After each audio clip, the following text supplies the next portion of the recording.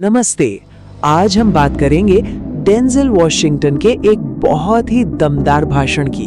एक ऐसा भाषण जो शायद सफलता और असफलता को लेकर हमारी पूरी सोच को ही बदल दे।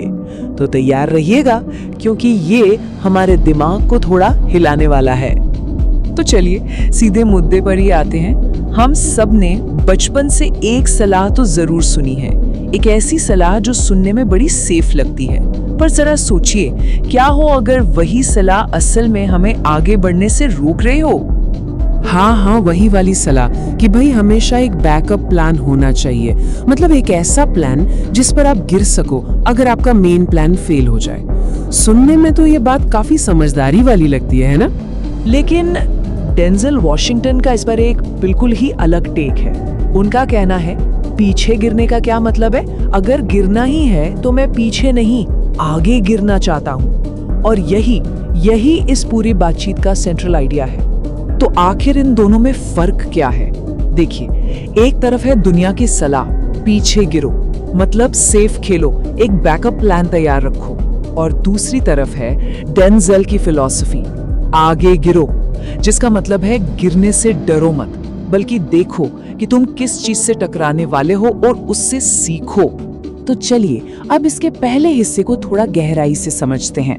असफलता, फेलियर, एक ऐसा शब्द है जिससे हम सब डरते हैं। पर क्या हो अगर यही डर आगे बढ़ने का असली रास्ता हो? डेंजल इस बात को बहुत साफ साफ कहते हैं, जिंदगी में कभी ना कभी फेलियर तो आएगा ही। आप हारेंगे, शर्मिंदा होंगे, किसी चीज में बहुत बुरे साबित होंगे, ये होना ही है। तो इससे डरने के बजाय इसे अपनाने में ही समझदारी है। अब जरा इस नंबर पर गौर कीजिए, 1000। ये सिर्फ एक नंबर नहीं है, ये असफलता के स्केल के बारे में, उसकी साइज के बारे में एक बहुत बड़ी कहानी बताता है। ये नंबर है थॉमस एडिसन के फेल एक्सपेरिमेंट्स का।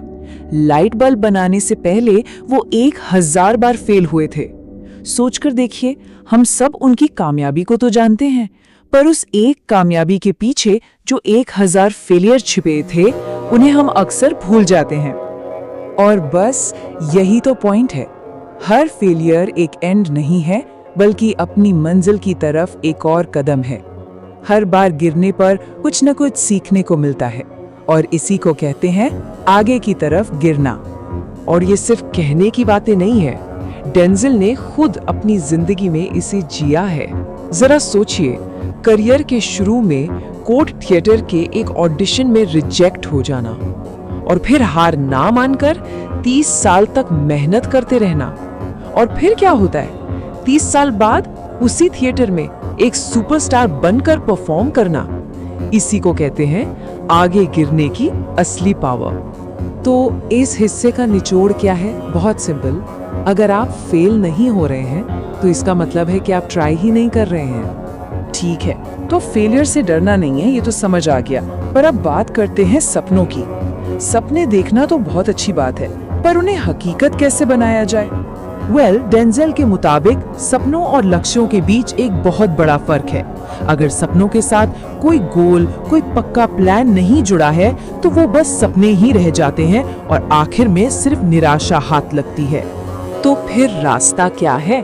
ये 4 कदम इसे बहुत अच्छे से समझाते हैं। पहला, बड़े सपने देखो।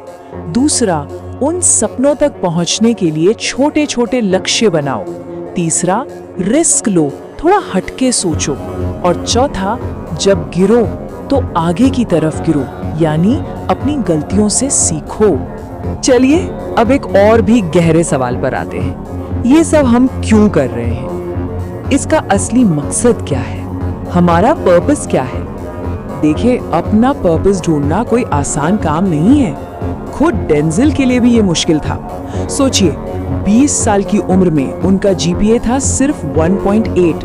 उन्हें यूनिवर्सिटी से कुछ समय के लिए निकाल दिया गया था।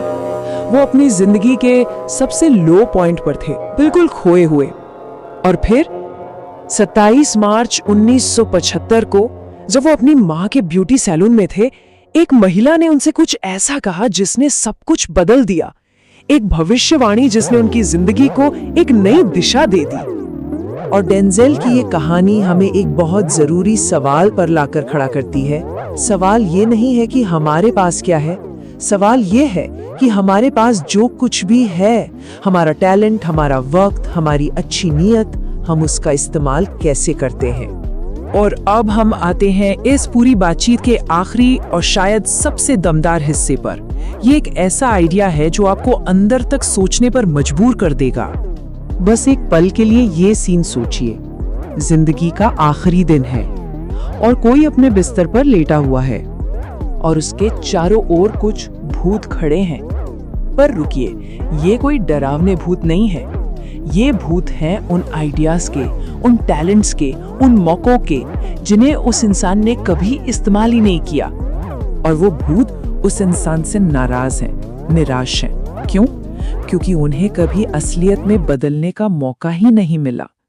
और अब जब वो इंसान जा रहा है तो उन अनकहे आइडियाज को भी उसके साथ ही कब्र में जाना होगा। है ना एक बहुत ही गहरा विचार। तो आखिर में डेंजल हम सबके सामने एक सवाल छोड़कर जाते हैं। जब हमारा वक्त आएगा तो हमारे बिस्तर के आसपास कितने भूत होंगे? ये एक ऐसा सवाल है जिसका जवाब सिर्फ हम, हमारे एक्शंस और हमारे फैसले ही दे सकते हैं। इस पर जरूर सोचिएगा।